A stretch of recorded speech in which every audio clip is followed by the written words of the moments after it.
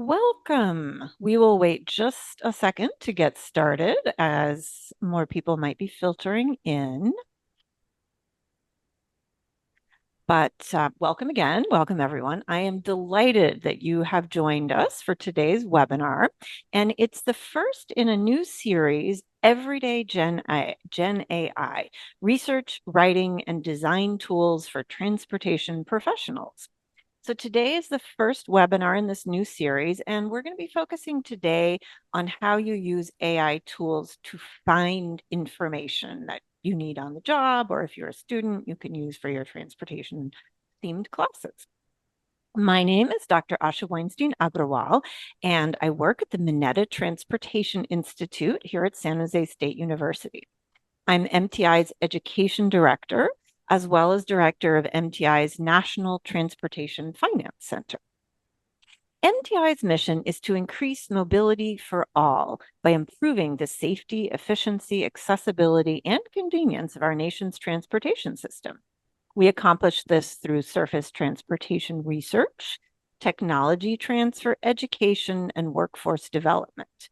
MTI currently leads two competitively selected multi-university consortia. Now, in today's webinar, we're kicking off our series focusing on this much talked about and increasingly ubiquitous innovation, generative AI.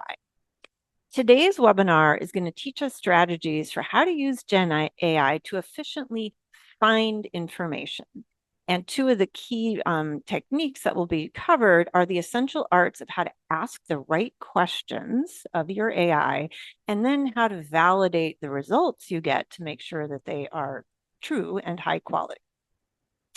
Two quick housekeeping notes for today. First, we are recording this webinar, and the link will be available shortly, both on the MTI website and social media pages.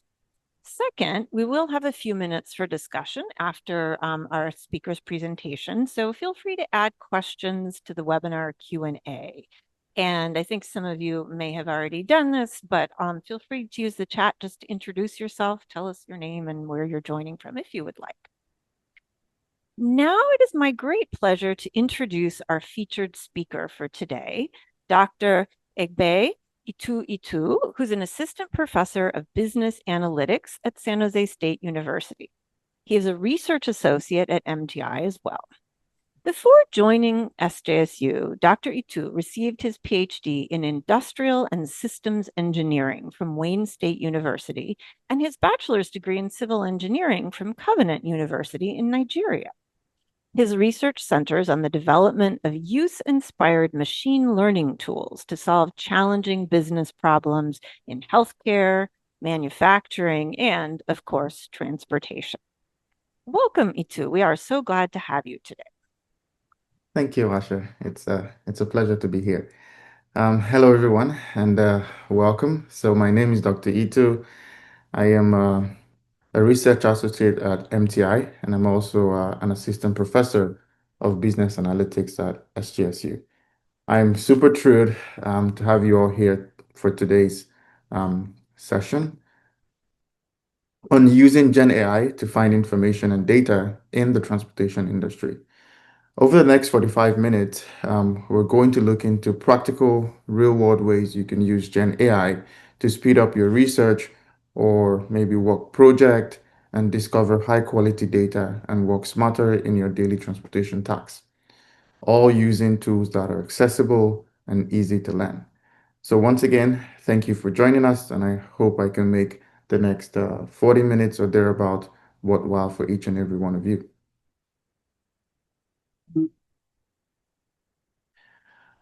All right, so in terms of our agenda today, we'll look at what Gen AI is, why it matters in transportation, steps for finding data using Gen AI, prompt engineering, validating your result, as well as some hands-on activity.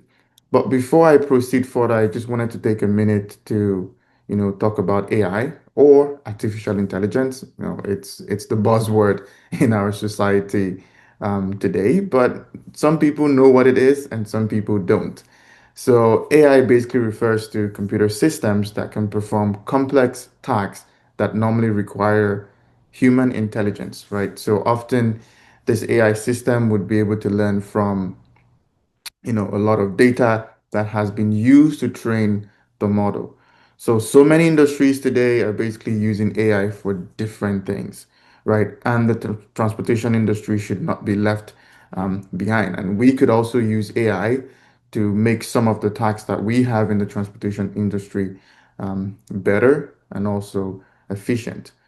Now, while the AI tools are important to help make our work efficient, it is important for us to understand what AI tools are out there and how we can use them, right? So, my goal for this webinar today is to help you understand Gen AI and how we can use it to find data in the transportation industry.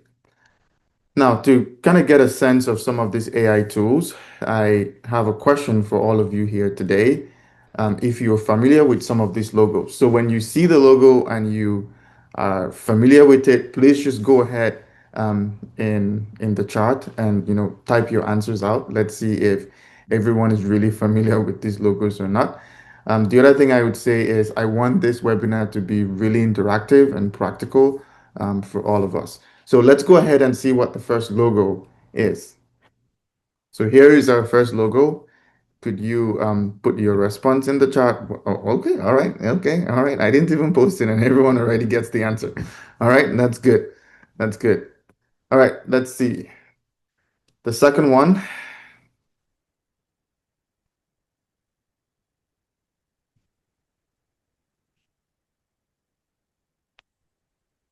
All right, so that is Microsoft Copilot. All right, man, you all are fantastic.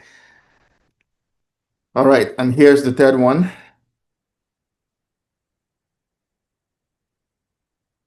All right, amazing. Google's Gemini. All right. How about this one?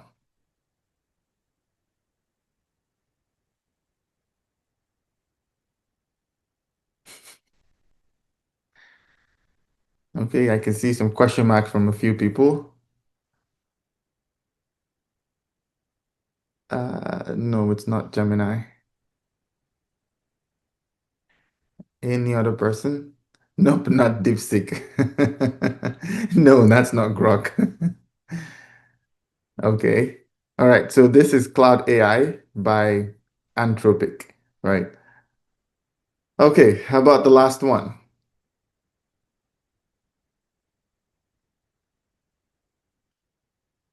Any thoughts on this last one? Mm,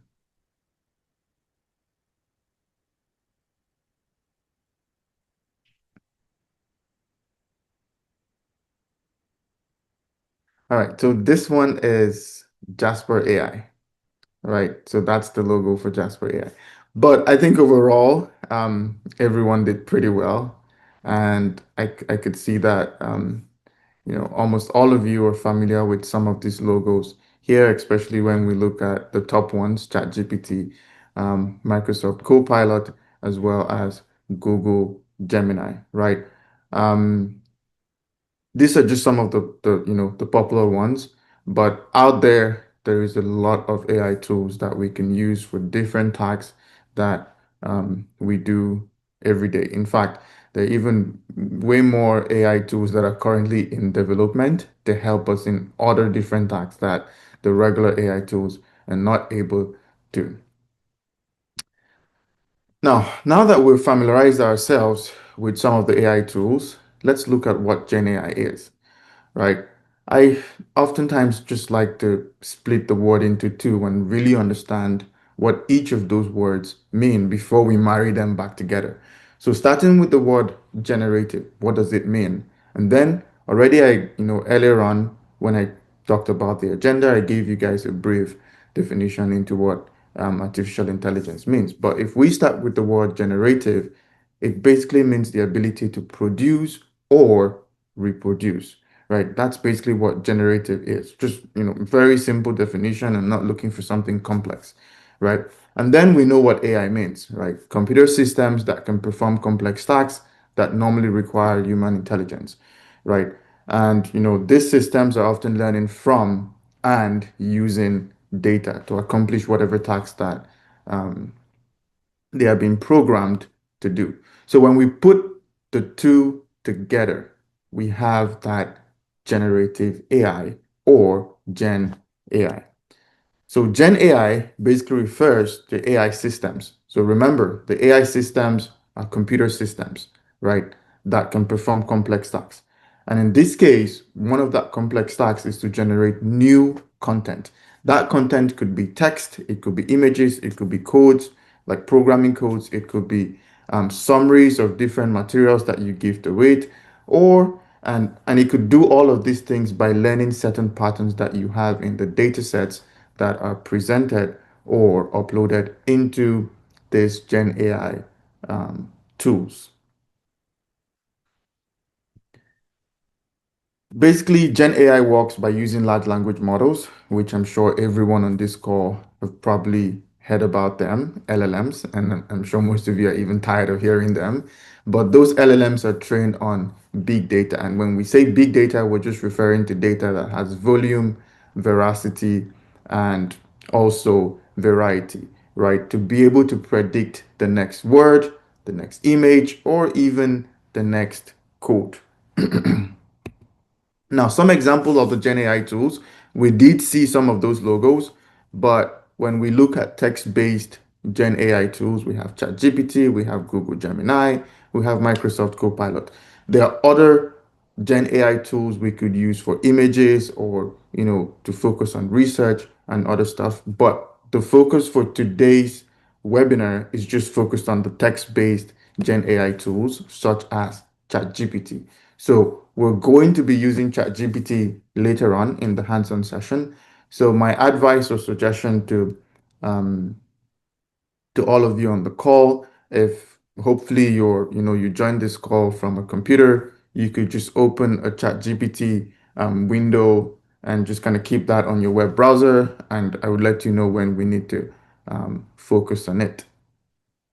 Now that we've understood what Gen AI is, why does it matter for us in the transportation industry, right? Obviously, the transportation industry generates massive tons of data every single day. We could look at it from data is being generated from each ride, right? Or the ridership counts. Data is being generated from all the GPS monitoring sensors that we have everywhere. Even from the traffic management systems as well, data is being generated from there, from freight and from parking, data is being generated, right? And transit professionals, most of the times, we need that data, right? Or we need to find the right data to help us with our research, with our projects. We also need to be able to analyze that data and try to make some sort of meaning from it and try to interpret the results for decision making for the different um, projects that we're working on. Sometimes most of that data is not, you know, easily available. So when I mean easily available, you cannot just open your computer and the Excel file is there, right? It might be in a website and we need to search for it and all of those different things. That's where Gen AI can come in to help us quickly find the appropriate data set that we need for certain of our research activities or projects. And when I say appropriate data set, I'm basically just referring to openly available data sets because obviously we know that some data sets are proprietary and they will not be on the web or the internet and we cannot get access to it. And when we use Gen AI, it will help cut all those manual work and all the hours we would have spent on Google trying to access each of those websites to find out if there's data there or not. So this would help us as transit professionals, so we can focus on the main task, which is maybe writing that report and, coming up with better insights and recommendations that would help improve, service, safety, and operations in our different transportation areas. Now, the next thing I want to talk about is some of the steps we could use to find data with Gen AI. And I've basically just listed out the steps, kind of just summarized them so it's easy for all of us to understand. The first is to clearly define your objective. So yes, you have a project, you have a research, you have to understand what exactly am I looking for. Write out the objectives, try to make sure they are very specific because it will help you later on when you start looking at a particular Gen AI tool. The next thing is to select an appropriate Gen AI tool or platform. For today's webinar, I'm basically just going to focus on a free one, which is ChatGPT, and everyone has access to it. You can basically just go on the OpenAI platform, and using your email, you can sign up for a free ChatGPT account, and you're able to use it in whatever task you need to accomplish. The second one is to create your prompts. So the prompts are basically queries, right? That you would use to, communicate with ChatGPT. Because if you open ChatGPT and you don't tell it anything, you're just going to keep looking at that blank um, page, right? We'll talk more about how to create prompts or what prompts are in our next slide. Also, we get to iterate and refine those prompts. Just maybe you're having a conversation, or permit me to use this example or analogy. Let's say you're having a conversation with somebody and you ask them a question, and the person goes ahead and like, I don't understand your question. Could you ask it to me in a different way, or could you provide more context? That's basically what we mean by iterate and refine your prompts, right? Once you do that, you're able to get a better output from whatever Gen AI tool that you are using. A poor prompt or a poor query will lead to poor results or basically generic results. And um, if I were to ask all the audience on this webinar, how many of you have gotten results from maybe ChatGPT or Google Gemini and you're like, oh no, this is just horrible, right? Most of the time, it's as a result of you not asking the right query or the right question or the right prompt. Now, there's that need for us to review and validate the results, right? I will not trust all the outputs you get from Gen AI. Sometimes they're just fictional outputs or outputs that don't even make sense or things that actually do not even exist. It just kind of combines and puts words together. So we want to make sure that we review each of those results and validate them, you know, if they actually make sense or not.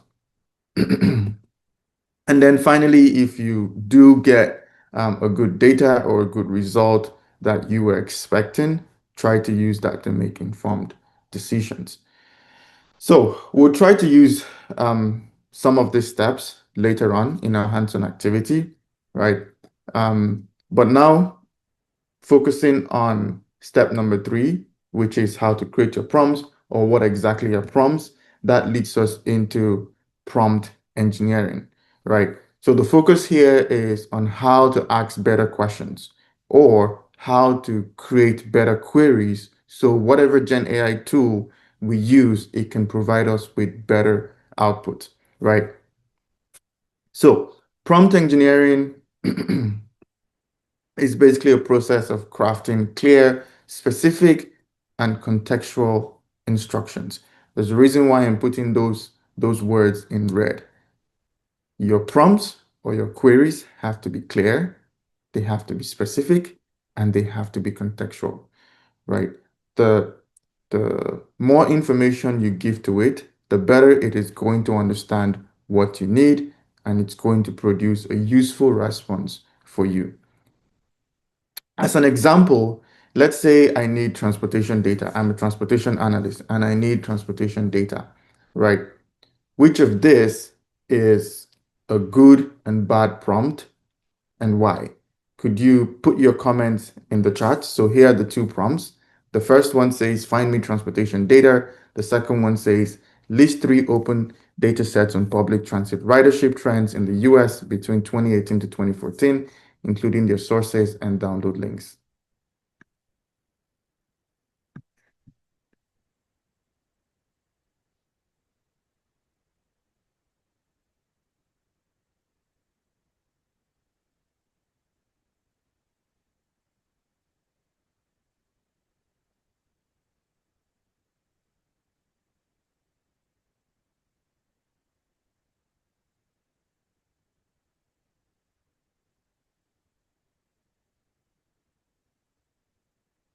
All right.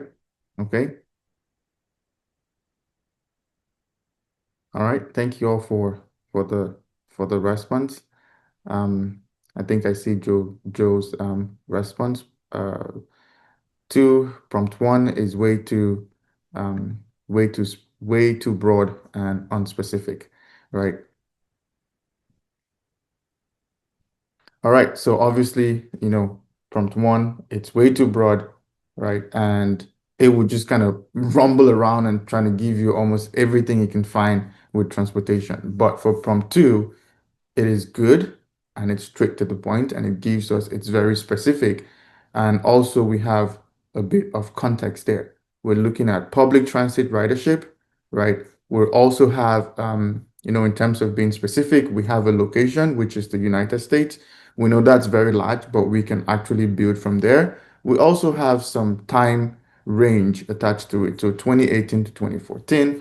We're also saying, hey, could you provide us with sources and download links, which would help us go to those websites and try to verify, what is going on there. So some tips I would, like to give you all today in terms of when you're thinking about prompt engineering or when you're trying to create those queries or questions that you want to ask the AI tools. The first one I would say is be specific, right? Um, what mode of transportation are you looking at? If you can state it, that would be good. So are you looking at public transit or are you looking at maybe the trains, the railways, or are you looking at let's say airlines, for example? So try to be specific and state the mode of transportation, right? What timeline are you looking at as well? What region do you want to focus on? Then also add some context to it, right? And finally, we could also ask it to give us the sources and formats as well. Maybe you want it in a CSV file or you want it in an Excel file. The AI tool can help us, extract the CSV or Excel files from whatever database or website that data is stored in. The next thing we'd look at is validating the results.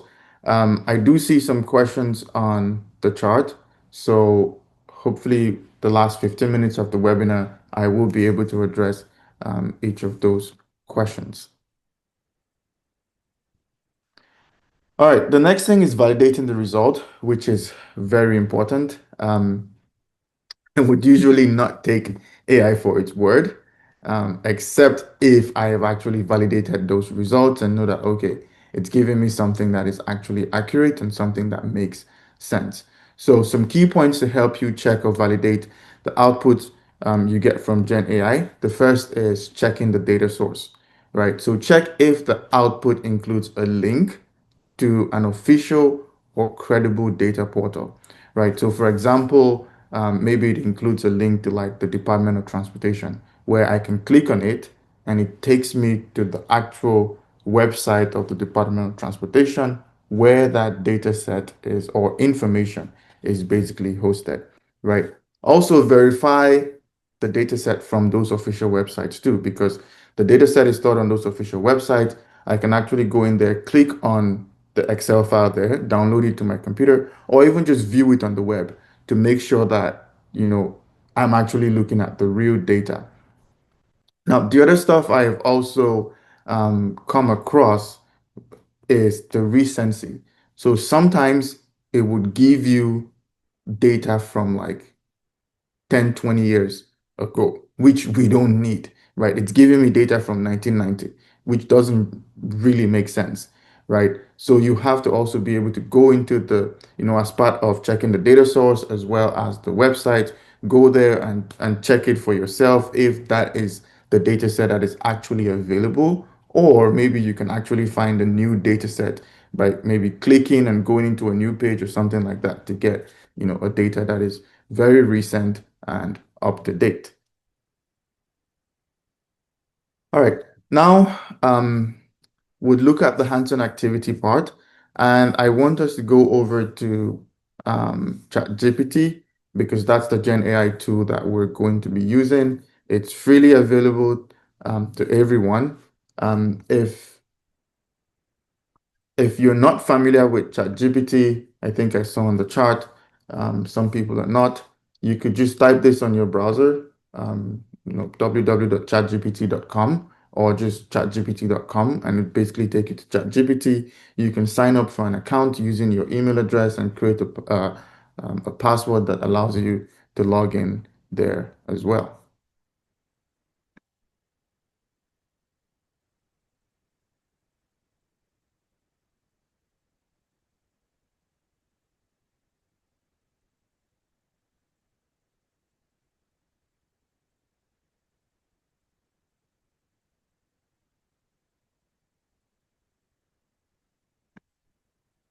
All right, so if everyone is already on on the chat GPT, I'll go back to the slide and bring up the first scenario for us to take some time to think about it. And then we're going to come back to chat GPT.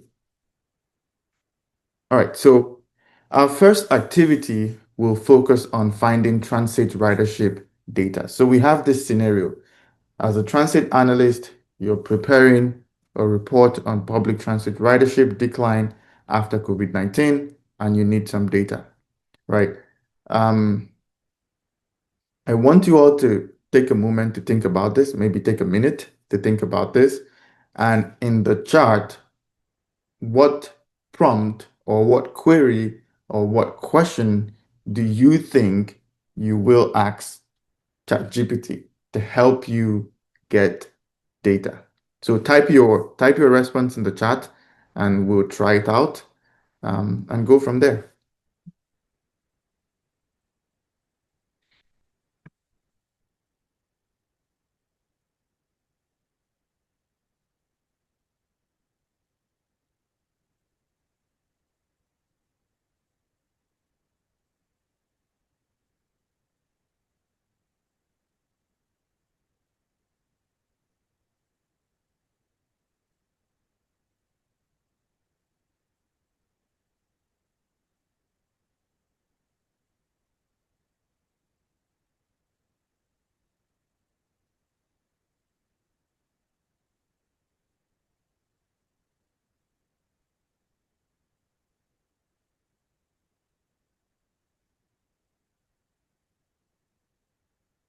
Right?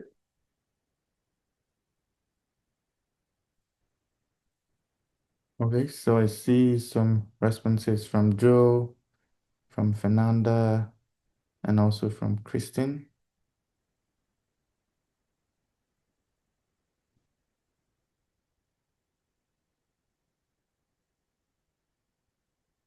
All right, I see a response from Whitney as well.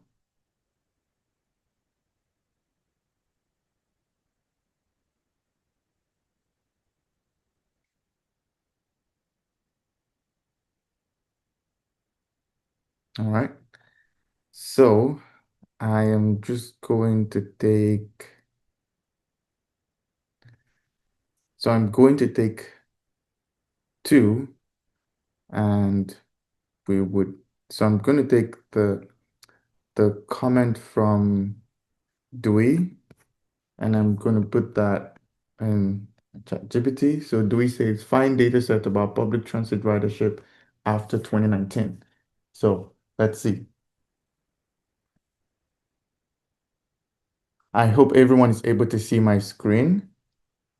And so what ChatGPT is doing is just, going to take that information that we have or that query that we have given to it, and it's going to start looking for publicly available data sets on public transit from the different transit agencies that it's able to find on the internet.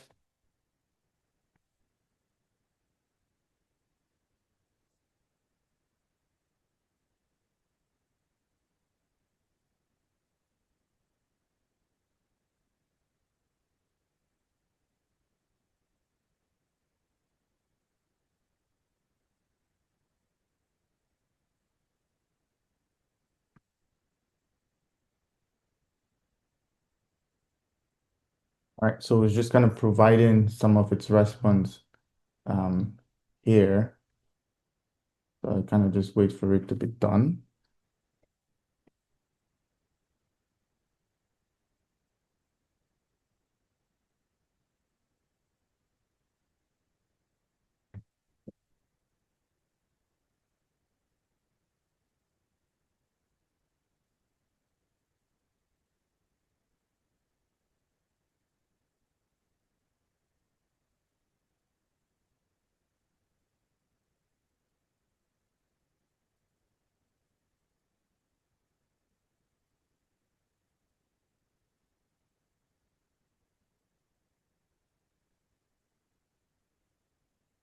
All right. So it's basically done, but because our question was very generic, we just said find um data set about public transit ridership after 2019. We don't have any region, specified or whatsoever. So now it's just giving us everything, right?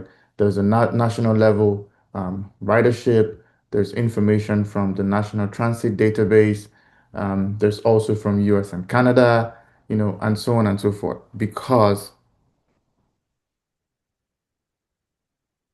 Um, because we have not really specified. So I think there was another um, there was another comment from, let me see if I could remember who the name was. Um, I think that was from Dixon, and he said, "Can you provide me transit data from 2015 to 2025 for the Sacramento region?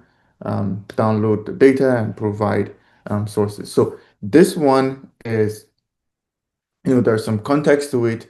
There's also, that specific um, aspect of it because now we're focusing on a particular region, which is Sacramento.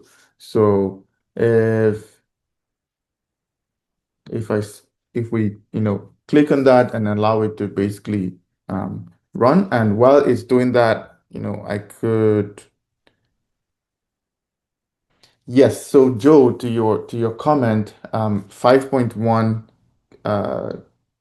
kind of shows you what exactly the Gen AI tool is doing, how it's thinking, the website it's visiting, if it has access to certain information on that website, or maybe you need to maybe create an account and get an API in order to access the data set on that website. So that's basically how 5.1, which is the really advanced GPT model right now.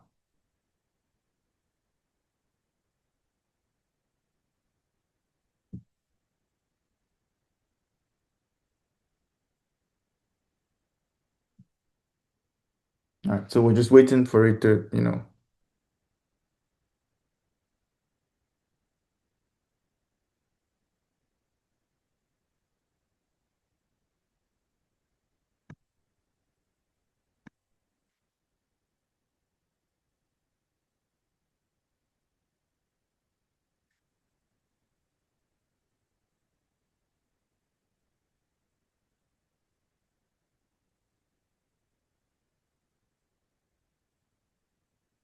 Okay, so just waiting for it to be done, and we'll see what it gives to us.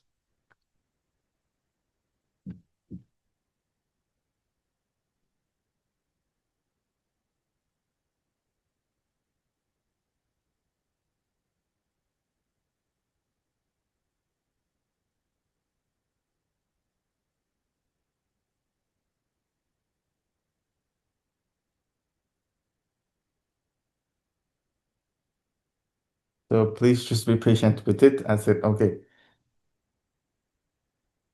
we're starting to get some responses from the Sacramento region from a monthly perspective.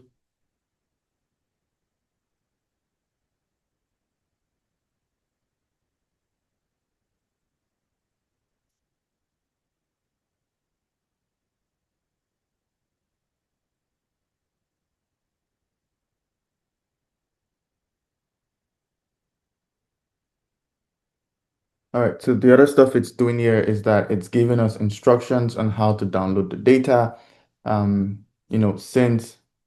Since our query also included, download data and provide sources. So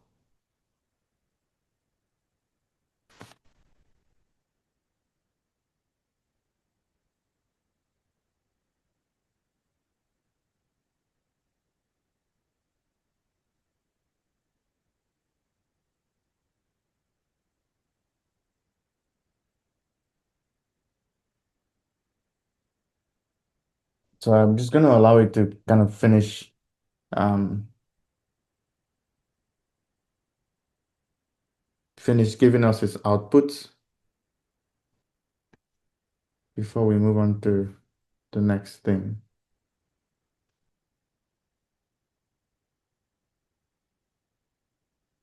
All right, so it's done. Um, so let's say the first response it gave to us was Sacramento region monthly ridership from 2018 to 2025. So obviously what we can see from here is our query say 2015, but maybe the website doesn't have from 2015. So now it's saying, what the latest one is from 2018 to 2025. So we have to kind of verify that if it's actually, if that information is given to us is true or not. That's that aspect of validating the results. So if check whatever output you get, it would show you like a source or a link. So on here, we could see here that we only have one link that shows us that 2018 to 2025 for the Sacramento region monthly ridership data. So if I click on it, I have to make sure that it's actually carrying me to a website that has information about Sacramento, right? So this here is the Department of Transport website for California. So if let me see, I'm just going to copy only this website and try to load it on another page to see what it gives us. Okay, so this is a portfolio for Caltrans. Um, all right, so it has different information here, as well as some reports, some open data portal. Um, right? So this is a website basically being used by the California Department of Transportation, right? To maybe host some of their data sets and all of those different things like that. And then they all have it connected to GitHub because GitHub is another data hosting um, platform as well as a code hosting platform or repository.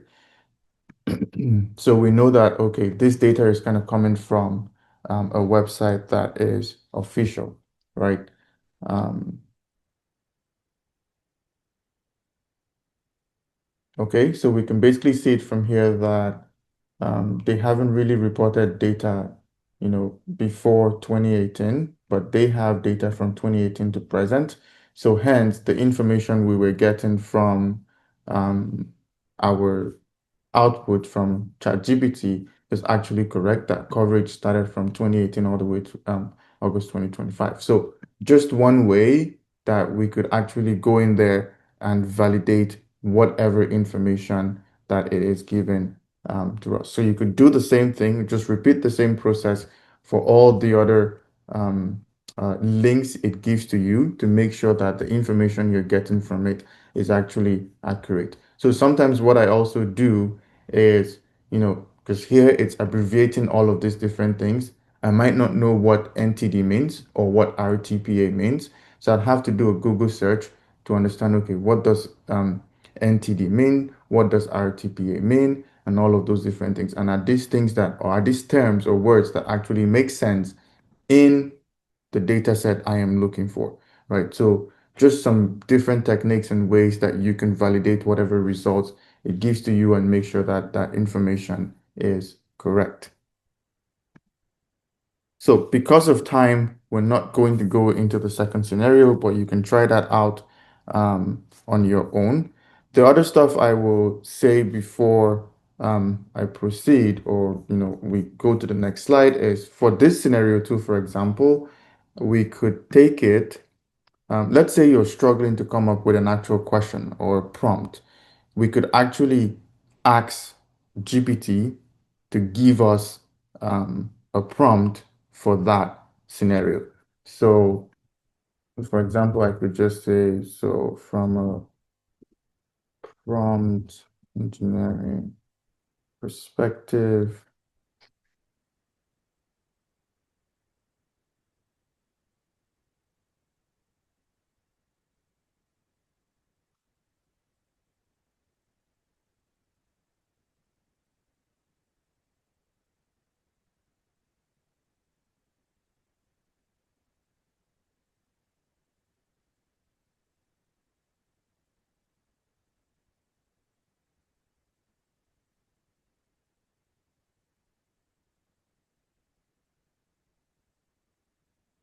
All right, so now it's just going to give me some prompts that we could basically use and, make some tweaks on this, make it better, right? Improve the structure of the prompt and use it to search for data. And one thing I like with it is that it breaks these prompts into different groups. So if you wanted to focus on just data discovery or data extraction, we have smart prompts you could use. If you wanted to build maybe a regression model or a logistical regression model and you need a specific type of data, you could, if you were looking for data that has to do with maps and things like that, you have that and some other areas as well. So different ways that it could help you make whatever task you're trying to do efficient, but you need to know what question to ask it and how to communicate with it in order for it to give you a good response or a good output. All right. So finally, some key takeaways from